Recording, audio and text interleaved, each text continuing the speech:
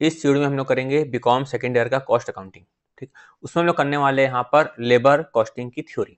Labour costing का practical बनकर upload हो चुका है। वैसे ही कॉस्टिंग का चैप्टर नंबर 1 की थ्योरी, मटेरियल की थ्योरी और मटेरियल की थ्योरी, तो चैप्टर 1 की थ्योरी, मटेरियल की थ्योरी, मटेरियल का प्रैक्टिकल, लेबर का प्रैक्टिकल सब अपलोड हो चुका है। ये लेबर की थ्योरी भी अपलोड हो जाएगी। और यूनिट नंबर 2 में जो है दोस्तों बात यह है कि लेबर आएगा या ओवरहेड आएगा। ठीक है, तो मैं लेबर की थ्योरी भी अपलोड कर दिया हूँ, प्रैक्टिकल भी अपलोड कर दिया हूँ। एग्जाम में थ्योरी आया या प्रैक्टिकल आया है, आप बना सकते हो आसानी से। ओवरहेड के लिए टाइम चाहिए, मेरे को बनाने के लिए भी, आपको समझने के लिए भी, है ना। लेकिन लेबर जो है बहुत आसान है। अब लेबर कॉस्टिंग का आप मैं करवाया हूँ, देखना पूरी ट्रिक है, एकदम शॉर्टकट ट्रिक है। क्वेश्चन देखते हैं साथ समझ जाओगे कैसे सॉल्व करना है। जैसे मटेरियल कॉस्टिंग में समझाया था मैं, अब मटेरियल कॉस्टिंग में देखोगे मेरा लेक्चर तो क्लियर हो जाएगा कितना आसान है मटेरियल कॉस्टिंग, है ना। तो अब स्टार्ट करते हैं लेबर। शुरुआत करते हैं दोस्तों लेबर कॉस्टिंग में। हमारा उद्देश्य क्या रहता है? कॉस्ट को कम से कम रखना। लेबर हो मटेरियल हो, कॉस्ट तो कम से कम रखना है हमको, कॉस्ट तो ज़्यादा नहीं होनी चाहिए। अब लेबर को हम पैसा कम देंगे, लेबर को पैसा अगर आप कम दोगे तो क्या होगा? लेबर काम छोड़कर चले आएगा, लेबर को तो प्रमोशन चाहिए, है कि नहीं। तो इसलिए बहुत सारी इंसेंटिव स्कीम्स निकली आती है। लेबर को कंट्रोल करने के तरीके अपनाए जाते हैं जिससे लेबर को कंट्रोल हो, तो पैसा कम से कम हो, प्रोडक्शन ज़्यादा हो, ये सब बातें होती है। तो इसीलिए आती है हाल से स्कीम, रोन प्लान, देखो ना, हाल से प्रीमियम प्लान, रोन प्लान, ये सब इसमें टॉपिक में है। क्यों है? ताकि वर्कर को हम लोग क्या दे? एक मोटिवेशन दे कि अब ज़्यादा काम करो, आपको बोनस मिलेगा। ठीक है, तो ये बात है, इसलिए लेबर कंट्रोल। तो बच्चों का सवाल आता है सर हम लोग इस चैप्टर में कॉस्टिंग का में उद्देश्य होता है कॉस्ट को कम रखना, कॉस्ट को कंट्रोल करना, और लेबर को अगर हम लोग कम पैसा देंगे तो लेबर हम काम में थोड़ी रहेगा। तो इसका लॉजिक ये है। ठीक है, तो अब मैं थोड़ा सा ठीक है, देखो, हाँ, अब ठीक है। श्रम लागत नियंत्रण क्या है, इसके महत्व प्रकाश डालिए। What is labour cost control, discuss importance. ठीक है, उसके बाद श्रम लागत नियंत्रण से आप क्या समझते हैं, श्रम नियंत्रण की व्यवस्था को बतावे, ऐसा। और दोस्तों मैं आपकी डिस्क्रिप्शन में और कमेंट में पूरे जितने भी वीडियो अपलोड किया हूँ वहाँ पर मैं लिंक अपलोड कर दिया हूँ बहुत सारे कॉस्टिंग के चैप्टर्स की, आप जाकर देख सकते हैं। ठीक है, अच्छा, उसके बाद क्या लिखा हुआ है यहाँ पर? निम्नलिखित में से किन्हीं 3 बार टिप्पणियां संक्षिप्त में कीजिए। परिश्रमिक संक्षिप्ति, मतलब क्या लिखा है? Wages abstract. फिर लिखा है यहाँ पर अधिक समय यानी ओवर टाइम। कार्यहीन काल मतलब क्या होता है यहाँ पर? Idle time. उसके बाद श्रम निकासी मतलब क्या होता है? Labour turnover. और इसमें भी आप लिख सकते हैं, एग्जाम में आया है, सुस्त या कार्यहीन समय, आइडल टाइम या ओवर टाइम। ठीक है, तो देखो दोस्तों यहाँ पर जो क्वेश्चन पूछा है श्रम लागत नियंत्रण क्या है, इसके महत्व प्रकाश डालिए, है ना। तो देखो पहले यहाँ पर क्वेश्चन में क्या दिए हुए देख लेते हैं अपन। लेबर 2 टाइप के होते हैं, एग्जाम लिख के आना, क्या होता है? डायरेक्ट लेबर और इनडायरेक्ट लेबर। मैं आपको बताया भी था, क्या बताया था? जैसे मेरे को शर्ट है, शर्ट बनाना है, मान लो क्या बनाना है? शर्ट बनाना है। तो शर्ट बनाने के लिए मान लो क्या लगता है? एक लगता है मटेरियल, तो क्या लगेगा? मटेरियल। फिर क्या लगेगा? लेबर। मान लो एक लेबर एक शर्ट को बनाने के लिए लेता है 500 रुपए, तो डायरेक्ट लेबर क्या हो गया? 500। डायरेक्ट लेबर कितना हो गया? 500। उसको क्या बोलेंगे? प्रत्यक्ष लेबर। क्या बोलेंगे? प्रत्यक्ष श्रम या डायरेक्ट लेबर। ठीक है, दूसरा क्या होता है? Indirect labour. जैसे कि मान लो मेरे पास 3 वर्कर बैठे हुए हैं जो शर्ट बनाते हैं, 3 टेलर बैठे हुए जो शर्ट बनाते हैं। मैं क्या बोला कि एक्सपर्ट टेलर है, इनको प्रॉब्लम नहीं होनी चाहिए, तो मैंने एक वर्कर को अपॉइंट किया, इनको चाय पानी कॉफी जो चाहिए तो दे देना, इनको प्रॉब्लम नहीं चाहिए, हम लोग एक्सपर्ट है, मेरा काम अच्छे से होना चाहिए। उसको क्या बोलेंगे हम लोग? Indirect labour. ये आसान भाषा में एक बार पढ़ के आपको बता देता हूँ ताकि एकदम अच्छे से क्लियर हो जाए। देखो, प्रत्यक्ष श्रम उस श्रम को कहते हैं जो वस्तु के निर्माण में प्रत्यक्ष रूप से कार्य करता है ना। कैसे काम करता है? प्रत्यक्ष रूप से कार्य करता है। जैसे कारखाने में यंत्र पर निर्माण करने वाले श्रम, है ना, कारखाने में मशीन में काम करना, उसके लेबर चाहिए। कपड़े के कारखाने में करघे पर कार्य करने वाले श्रम, फर्नीचर के कारखाने में फर्नीचर बनाने वाला श्रम, वो बोलेगा ना कि मेरे को एक फर्नीचर बना दो इतना चाहिए, एक शर्ट बना दो इतना चाहिए, ऐसा। तो जो श्रमिक केवल उत्पादन का ही कार्य करता है, अन्य कोई कार्य नहीं करता, उसको दिया गया पारिश्रमिक उत्पादक श्रम में प्रत्यक्ष श्रम कहलाता है। जो सिर्फ किससे काम करता है? प्रोडक्शन करता है, सिर्फ प्रोडक्शन करता है। चूंकि यह उत्पादन की मात्रा से प्रत्यक्ष रूप से संबंधित होता है, अतः प्रत्यक्ष श्रम एक परिवर्तनशील व्यय होता है जिसमें उत्पादन में वृद्धि तथा उत्पादन में कमी से कमी।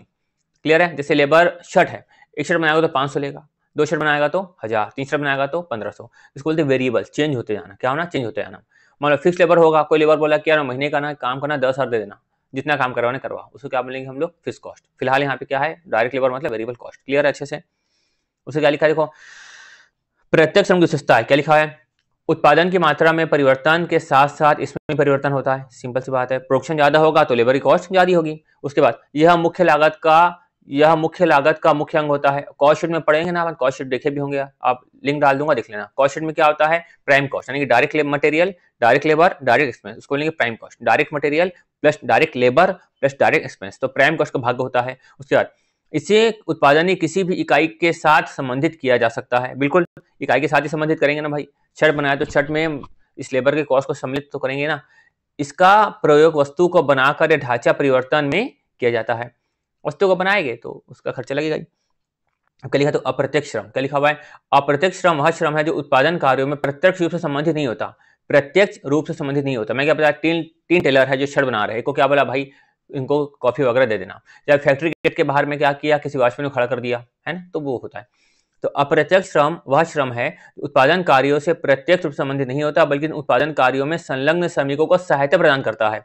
कारखाने के यांत्रिक एवं साधारण प्रबंधन, नियंत्रण आदि में लगा हुआ अप्रत्यक्ष श्रम कहलाता है। जैसे कारखाने में एक स्थान से दूसरे स्थान पर माल पहुंचाने वाला श्रमिक, यंत्रों की देखभाल करने वाला व्यक्ति तथा चौकीदार आदि का श्रम।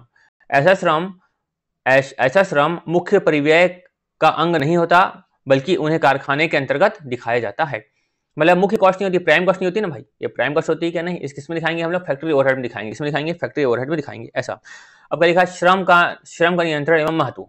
श्रम का नियंत्रण एवं महत्व है ना, श्रम का नियंत्रण एवं महत्व क्या क्या है इसके, बहुत सारे महत्व तो आपको मालूम है ही, खाली बस पढ़ के बताता हूँ। देखो, श्रमिकों की कार्य क्षमता पर ही किसी संस्थान की कार्य दक्षता क्षमता निर्भर करती है, अच्छे से मालूम है।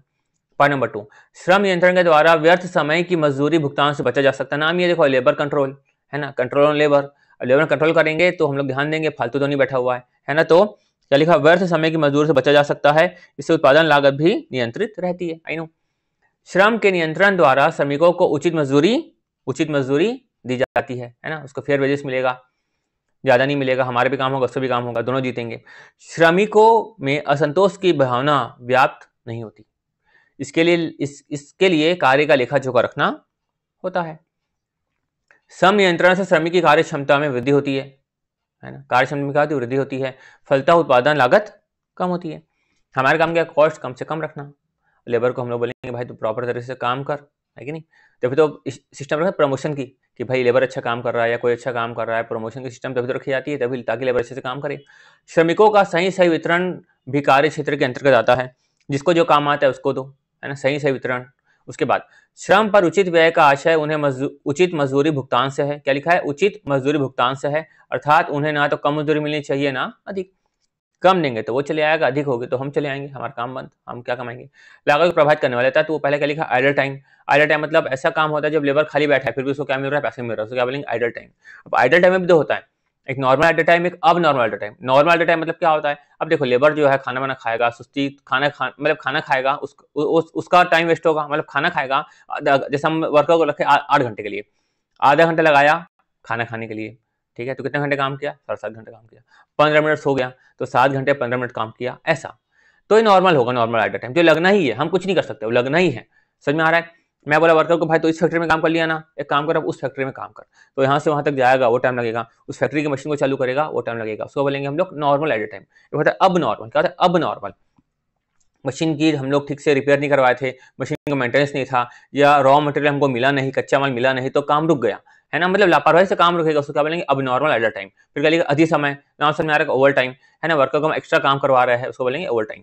फिर कैजुअल वर्कर मतलब क्या होता है कि हमको वर्कर की आवश्यकता पड़ी, है ना, तो हम टेम्परेरी वर्कर को बुलाए, कि भाई टेम्परेरी वर्कर नहीं बुलाते अपने घर में, काम कर दो वो काम कर दो, परमानेंट टेम्परेरी आवश्यकता पड़ी तो बुला लिए, उसको बोलेंगे श्रम निकास। लेबर टर्नओवर, लेबर टर्न मतलब क्या होता है, लेबर का आना जाना, उसको बोलेंगे लेबर टर्नओवर, ठीक है। ज्यादा लेबर टर्नओवर होना अच्छी बात है क्या, नहीं, ज्यादा लेबर टर्नओवर होना अच्छी बात है क्या, नहीं। लेकिन मान लो कि हमने 700 वर्कर को बुलाया, ठीक है, और हमने कहा कि भाई 100 वर्कर को ये काम दिया गया है, अगर काम खत्म हो जाता तो तुम 100 वर्कर की छुट्टी, तो उन 100 वर्कर की छुट्टी दे दिया, तो उसको लेबर टर्नओवर नहीं बोलेंगे हम लोग, क्योंकि उनको हमने बोला था जिस काम के लिए वो काम हो गया तुम लोग चले गए, ऐसा। उसका क्या लिखा है, आउट वर्कर, यानी कि हमने क्या किया कि वर्कर को काम दिया, वो वर्कर क्या करेंगे, अपने घर में जाकर काम करेंगे। पेड हॉलीडेज, नाम समझ में आ रहा है। क्या लिखा, inter departmental transfer of worker, एक डिपार्टमेंट से दूसरे डिपार्टमेंट क्या करना, ट्रांसफर करना, ठीक है। अब क्या लिखा, देखो कार्यहीन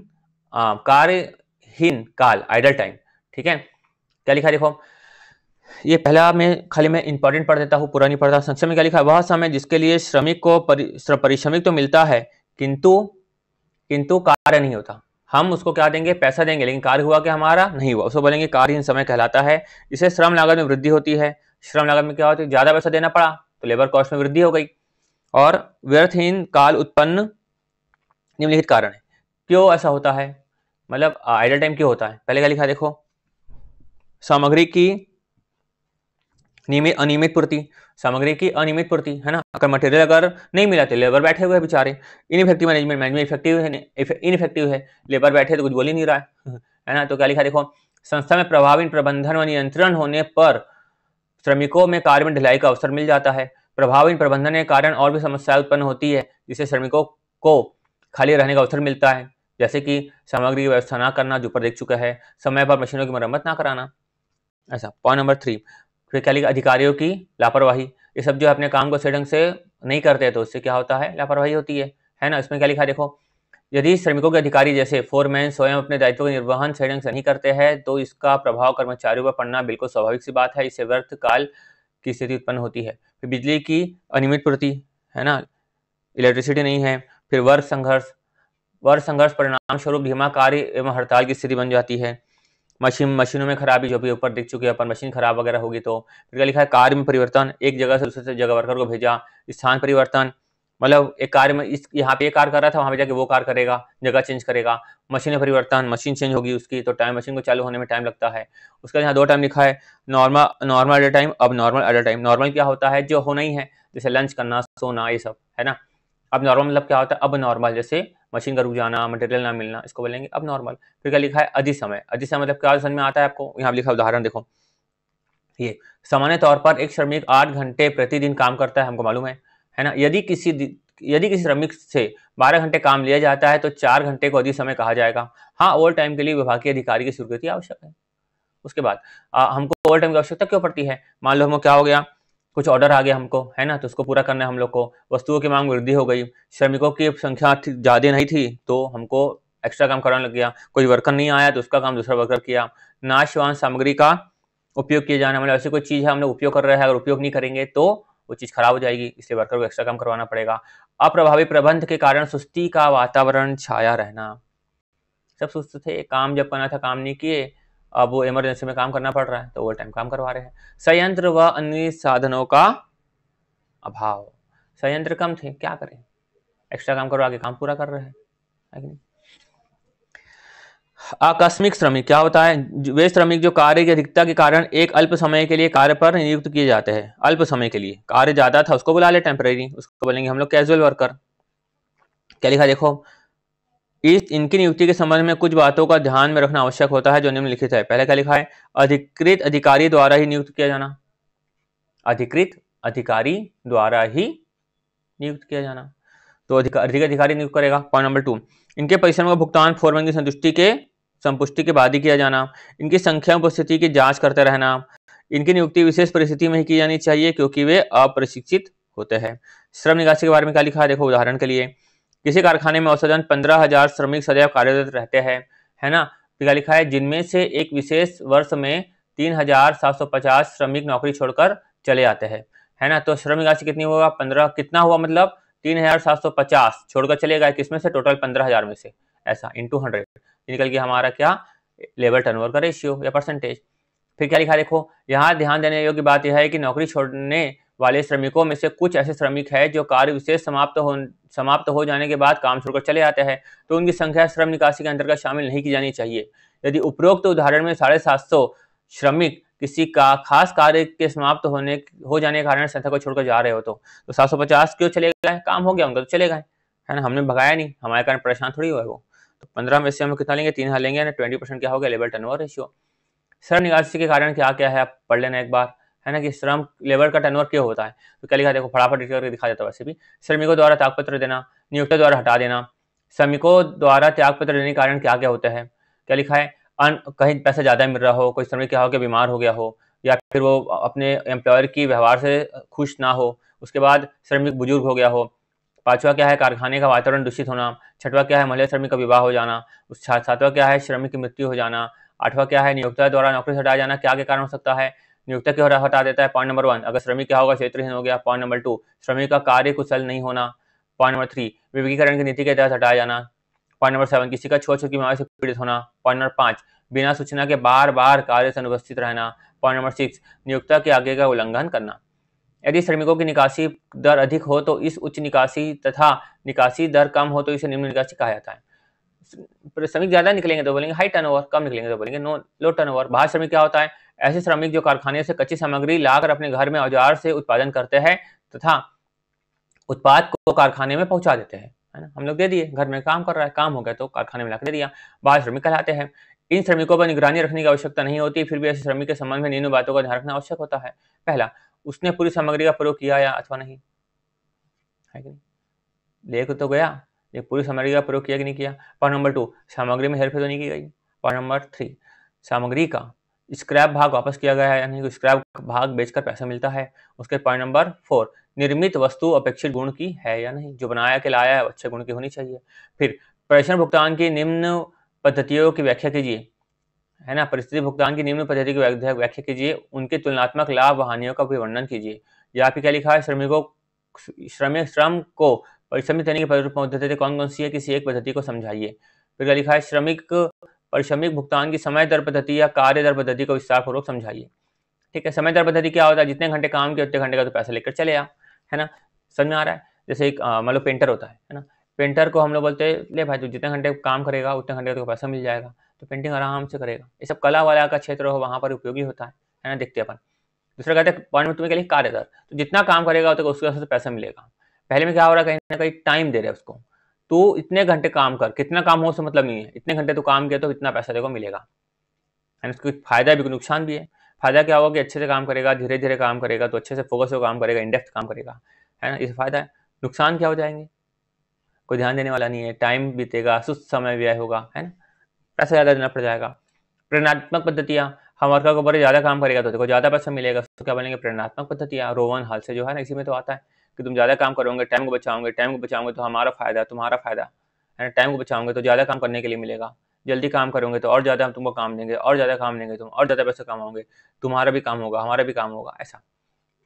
टाइम रेट मेथड क्या लिखा हुआ है, इस पद्धति के अंतर्गत श्रमिकों को समय के अनुसार मजदूरी का भुगतान किया जाता है। इसके अंतर्गत यह नहीं देखा जाता है कि इस अवधि में श्रमिक ने क्या और कितना कार्य किया है, क्या काम किया, कितना कार्य किया, नहीं दिखा जाता। इस पद्धति के अनुसार श्रमिकों के प्रति घंटा, प्रति दिन, प्रति सप्ताह अथवा प्रति माह की दर से मजदूरी दी जाती है। यह एक प्राचीन पद्धति है और आज भी अधिकांश जगहों में प्रचलित है। मालूम है, देखो कोई भी दुकान में वर्कर काम करता है तो उसको हम लोग पर मंथ की सैलरी देते हैं ना, उस तरह से समझो आप। लाभ क्या लिखा हुआ है, लाभ क्या क्या है, पहले क्या लिखा है, सिंप्लिसिटी, सरल पद्धति है, एक महीने का इतना काम किया, पैसा लेके चले आ।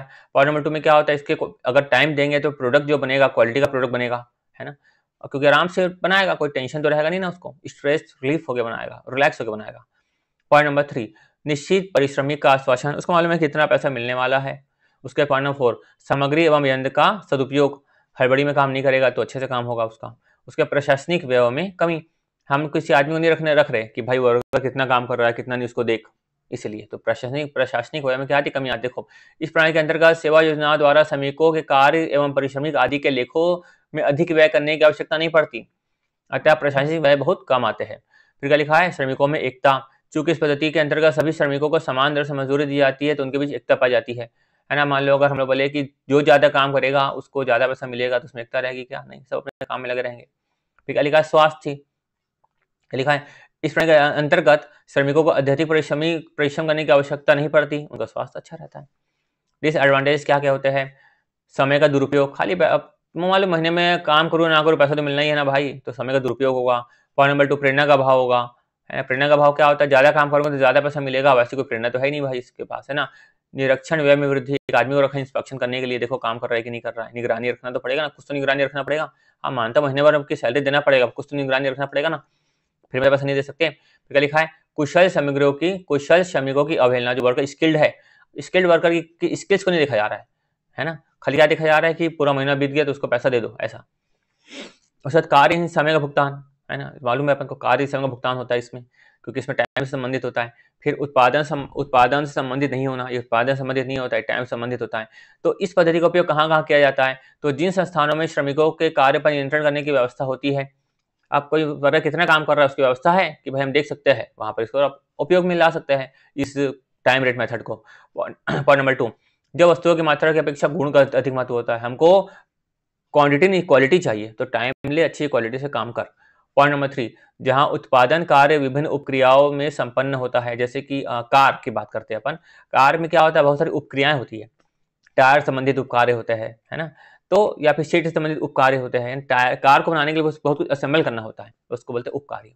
उसके बाद जहां कार्य का माप संभव ना हो, जहां कार का माप संभव ही नहीं ना, कितना काम किया कितना नहीं, संभव ही नहीं है, तो हम क्या देखेंगे हम लोग, टाइम रेट। जहां विशेष ज्ञान करने वाले कर्मचारियों की आवश्यकता होती है, जैसे चित्रकारी, बाल कलाकारों, चिकित्सा आदि। चित्रकारी, चिकित्सा आदि। उसका क्या रहेगा, वर्क रेट मेथड। इस पद्धति के अंतर्गत श्रमिकों को उनके द्वारा किए गए कार्यों के आधार पर मजदूरी दी जाती है। समझ में आ रहा है, वहां पर टाइम था, यहाँ पे वहां पर टाइम था मतलब टाइम का पैसा, यहाँ पे काम का पैसा। मजदूरी की दर के अनुसार पूर्व में निर्धारित कर ली जाती है, चाहे श्रमिक उस कार्य को कितने ही समय में पूरा करे। हमारा काम हो गया तो जितना काम किया पैसा ले, काम खत्म। उदाहरण के लिए, यदि कोई श्रमिक 8 घंटे में 10 इकाइयों का उत्पादन करता है और उसे 5 रुपए प्रति इकाई मजदूरी दी जाती है, तो उसकी मजदूरी कितनी होगी, 10 × 5, है कि नहीं। क्या बोले हम लोग, कोई श्रमिक क्या 8 घंटे में कितनी इकाई बनाता है, 10 इकाई बनाता है, बना लिया 10 इकाई, और एक इकाई कितना मिलेगा, 5, 10 इकाई का 50। फायदा क्या क्या है यहाँ पर, उत्पादन वृद्धि होगी, सही बात है, उत्पादन वृद्धि होगी ना, उत्पादन में प्रोडक्शन बढ़ेगा, वर्कर को पैसा चाहिए तो फटाफट काम करेगा, तो और फटाफट काम करेगा तो हम और काम करवाएंगे, है कि नहीं। और काम करवाएंगे तो पैसा देंगे, बोनस देंगे, है ना। पॉइंट नंबर 2, प्रति इकाई की लागत में कमी। लेबर की कॉस्ट जो हमारी क्या होगी, सेव होगी, क्योंकि हमारा काम कम समय में होगा तो उसको भी बोनस मिलेगा, तो हमको भी फायदा होगा, ठीक है।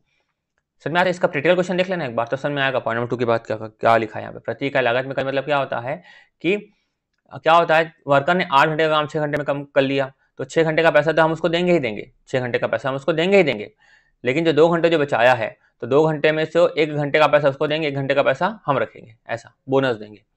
अब 8 घंटे का काम 6 घंटे में कर लिया है, तो पूरा 8 घंटे का पैसा थोड़ा दे देंगे, 6 घंटे काम करना, 6 घंटे का पैसा देंगे। लेकिन 2 घंटा जो उसका बच गया है, तो कुछ दूसरा काम करने देंगे, घर नहीं भेजेंगे, दूसरा कुछ काम करने देंगे, तो उसमें भी लेबर पैसा कमाएगा, ऐसा। पॉइंट नंबर 3, कुशल श्रमिकों को प्रेरणा। जो स्किल्स वर्कर है उनको खुशी होगी कि यार मैं काम ज्यादा कर रहा हूँ तो पैसा मिल रहा है। निरीक्षण व्यय में कमी, निरीक्षण व्यय तो करना नहीं पड़ेगा, वर्कर को तो मोटिवेटेड है अपने काम के लिए, उसको तो काम करना है पैसे के लिए। फिर कार्य की स्वतंत्रता, है ना, कार्य की क्या होती है, स्वतंत्रता होती है, क्योंकि अपना काम करना है अपन को, तो उनके कार्यों पर निरीक्षकों का अंकुश नहीं होता, जिससे वे स्वतंत्र होकर कार्य का निष्पादन करते हैं। यंत्रों का सदुपयोग होता है, काम जल्दी करना है ना, तो यंत्र वगैरह खराब नहीं होंगे, अच्छे से काम करेंगे। फिर क्या लिखा है, कुशल व अकुशल श्रमिकों में क्या होता है, भेद, ये तो होना ही है होना ही नहीं होना है, ले यहाँ पे लाभ हमें क्यों लिख दिया ये। इस पद्धति के अंतर्गत कुशल व अकुशल श्रमिकों में स्वतः ही भेद हो जाता है, जिसका कुशल श्रमिकों को लाभ मिलता है। सही बात है कि नहीं, सही बात है कि नहीं। कुशल एक स्किल्ड वर्कर है, अनस्किल्ड वर्कर, तो स्किल्ड वर्कर को स्किल्ड का काम मिलेगा, अनस्किल्ड को अनस्किल्ड काम मिलेगा। काम कौन कितना कर रहा है उसे समझ में आ जाएगा ना कि भाई स्किल्ड है या अनस्किल्ड है। नुकसान क्या क्या है, निम्न किस्म का उत्पादन होता है, एक नुकसान है। जल्दी जल्दी काम करोगे तो अच्छे थोड़ी होगा प्रोडक्शन। खाना जल्दी जल्दी में कोई खाना बनाता है, जल्दी जल्दी में कोई चाय बनाता है, बनाना कभी जल्दी जल्दी में चाय अच्छी नहीं बनेगी, ऐसा। फिर क्या लिखा है, स्वास्थ्य में गिरावट, जल्दी जल्दी काम करेगा तो स्वास्थ्य में गिरावट आएगी। पारस्परिक सहयोग का अभाव, क्या लिखा है, पारस्परिक सहयोग का अभाव। उसे क्या लिखा है यहाँ पर, पारस्परिक सहयोग मतलब सब अपने आप काम में लगे हुए हैं, सहयोग थोड़ी करेंगे। एग्जाम हॉल में आप अब 3 घंटा मिलता है, पिछले को दिखाओगे कि खुद करोगे, चीटिंग आना से बहुत बुरी बात है ना। समय कम मिल रहा है आपको, अगर समय कम मिल रहा है तो क्या करोगे, पहले पेपर बनाओगे ना, ऐसा। चलो फिर क्या लिखा है यहाँ पर, पारिश्रमिक सहयोग का अभाव। फिर सामग्री का क्या होता है, दुरुपयोग। पॉइंट 5, कलात्मक वस्तुओं के उत्पादन के लिए अनुपयुक्त, है कि नहीं।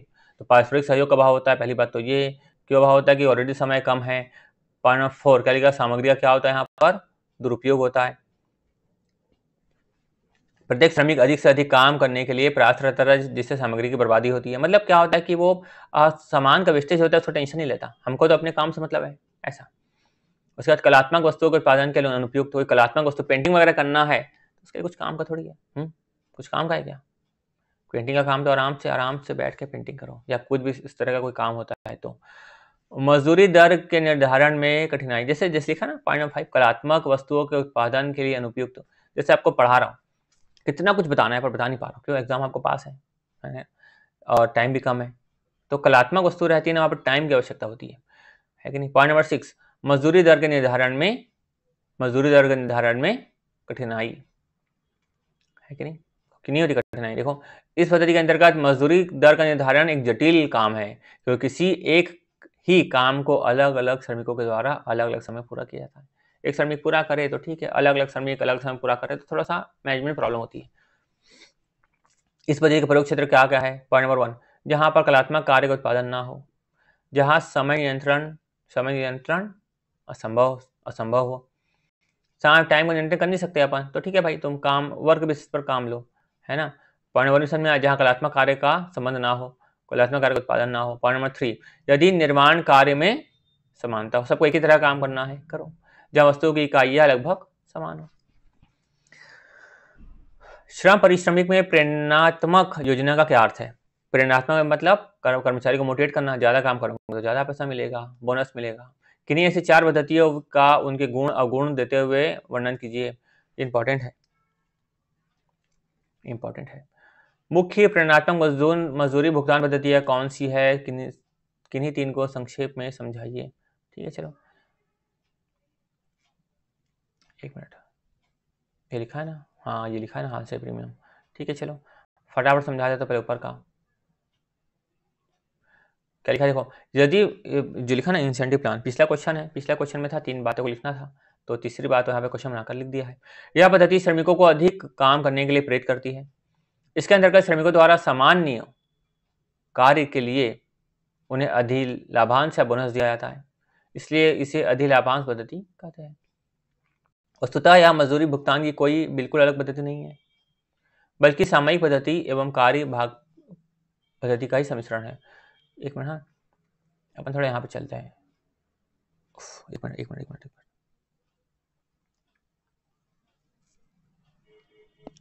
कहाँ चले गया ये। इस पद्धति का उपयोग निम्नलिखित परिस्थितियों में उपयुक्त समझा जाता है। जब प्रमाप उत्पादन या प्रमाप समय का निर्धारण आसानी से किया जा सके। स्टैंडर्ड प्रोडक्शन कितना करना है उसको हम लोग को मालूम हो कि स्टैंडर्ड प्रोडक्शन कितना होना चाहिए, कि भाई 1 घंटे में 1 यूनिट बननी चाहिए, हमको मालूम है। और वर्कर बना रहा है 1.5 घंटे में, तो हम बोलेंगे भाई क्या है ये, देखो ट्रेनिंग की आवश्यकता है। पॉइंट नंबर 2, जब ऊपरी व्यय अधिक मात्रा में हो। ठीक है, इसके अंतर्गत ऊपरी मतलब ओवरहेड ज्यादा हो, तब इस पद्धति का उपयोग किया जाता है। ठीक है, कि भाई हमको थोड़ा सा लाभ तो मिले, वर्कर का पैसा तो कम लगे, है ना, प्रोडक्शन तो ज्यादा हो। इसके अंतर्गत निम्नलिखित योजनाएं प्रयोग में लाई जाती है। एक Halsey premium plan, Rowan premium plan और Taylor differential piece rate plan. फिलहाल आपके सिलेबस में हालसे और रोवन का ही मुख्य रूप से यूज किया जाता है ना। तो यहाँ अपन देखते हैं, हालसे प्रीमियम प्लान में आते हैं, उसको फटाफट पढ़ लेना आप। हालसे प्रीमियम प्लान में आपको प्रैक्टिकल भी समझाया हूँ। हालसे वाला क्या बोलता है कि आप जितना टाइम सेव करोगे उसके हिसाब से आपको क्या मिलेगा, बोनस मिलेगा। मैं फटाफट इस पर बताता हूँ। यहाँ पे अगर आप खाली थ्योरी देख रहे होंगे तो मतलब टाइम अलाउड किया गया है, फटाफट देखना। टाइम अलाउड, टी मतलब टाइम अलाउड स्टैंडर्ड टाइम कि भैया तुमको 1 यूनिट बनाना है तो आपको टाइम दिया गया है 10 आवर। कितना दिया गया है? 10 आवर। लेकिन वर्कर ने टाइम टेकन या फिर बोलेंगे एक्चुअल आवर, वर्कर ने 1 यूनिट को बनाने में कितना टाइम लगाया? 8 आवर लगाया। वर्कर ने कितना टाइम सेव किया? वर्कर टाइम सेव कितना किया? 2 आवर। तो वर्कर टाइम सेव किया 2 आवर। और यहाँ लिखा था रेट पर आवर कितना था? ₹10। तो हाल से क्या बोलता है मालूम है? हाल से बोलता है तुमको बेसिक वेज तो मिलेगा ही, प्लस आपने जो टाइम सेव किया उसका आपको मिलेगा बोनस। बेसिक कितना मिलेगा? आपने कितना बेसिक है? 8 आवर आपने काम किया, 1 आवर का ₹10 ये मिलेगा, बेसिक मिलेगा। ठीक है, प्लस मिलेगा बोनस। क्या मिलेगा आपको? बोनस कितना मिलेगा आपको? जो भी आपने टाइम सेव किया उसका 50% ऑफ टाइम सेव। कितना टाइम सेव किया आपने? 2 आवर का टाइम सेव किया, और रेट कितना है? ₹10। तो आप क्या करेंगे? प्लस क्या हो जाएगा भाई? 80 तो इसका मिलेगा, प्लस कितना मिलेगा आपको? 2 × 10 कितना हुआ? 20 का 50% कितना होगा यहाँ पर? 10 कितना हुआ? ₹90। ऐसा क्लियर है? मतलब आपने अल्टीमेटली 8 घंटे काम किया, 8 घंटे कितना मिला आपको? ₹90 मिला। तो इफेक्टिव रेट कितना हुआ? Effective rate per hour 90/8। ये 10 से क्या आएगा? ज्यादा ही आएगा। कहाँ है मेरा कैलकुलेटर? तो समझ गए ना आप, 10 से तो ज्यादा ही आएगा। ऐसा वैसे ही अपन देखे थे रोवन प्लान, ये समझा देता हूँ। रोवन में भी क्या मिलता है? बेसिक तो आपको मिलेगा ही, प्लस क्या मिलेगा आपको? बोनस भी मिलेगा। बेसिक मतलब क्या होता है? आपने 8 आवर काम किया, 1 घंटे का ₹10, ₹80 तो आपको मिलेगा ही मिलेगा। प्लस बोनस कितना मिलेगा आपको? ट्रिक बता रहा हूँ, ये 8 × 10, उसको ऐसे कैसे लिख दो? कितना आपने टाइम सेव किया? आपने 10 आवर में से 2 आवर क्या किया? सेव। तो 2/10 ऐसा है ना। इसका फॉर्मूला भी बता रहा हूँ, 1 मिनट। 80 यहाँ कितना होगा? यहाँ पर कैसे करेंगे तो, या 8 और 10 80, ये हो जाएगा 20%, कितना हुआ? 16, कितना हुआ? 96। तो टोटल वैसे कितने आ गए? 96। फॉर्मूला क्या बन गया यहाँ पर? उसका फॉर्मूला भी क्या था यहाँ पर? उसका फॉर्मूला ये इसका फॉर्मूला इसका भी बता देता फॉर्मूला, है ना, याद रख लेना।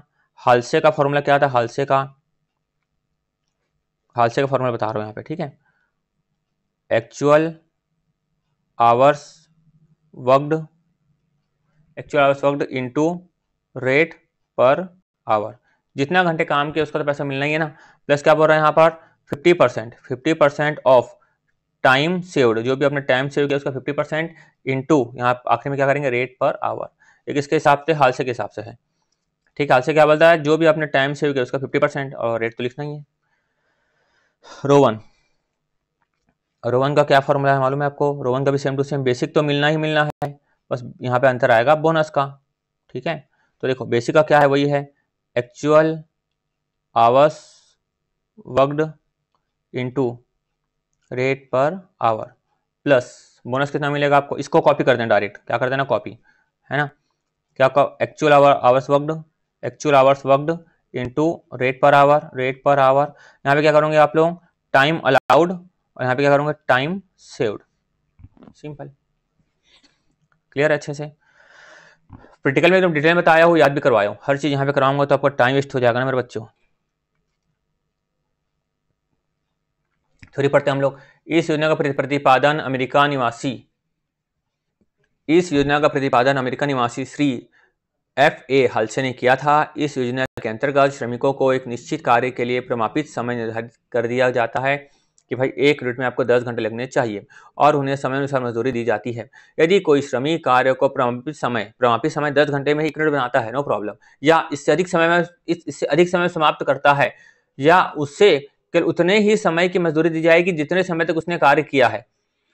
किंतु यदि उसने प्रमापित समय से कम समय में कार्य कर लिया तो उसे बचाए हुए समय कितना मिलेगा, अपन क्या कहते हैं 50% ऑफ द वेजेस, जो time save, 50% of the time saved, clear है, यहाँ पर आपको मिलेगा।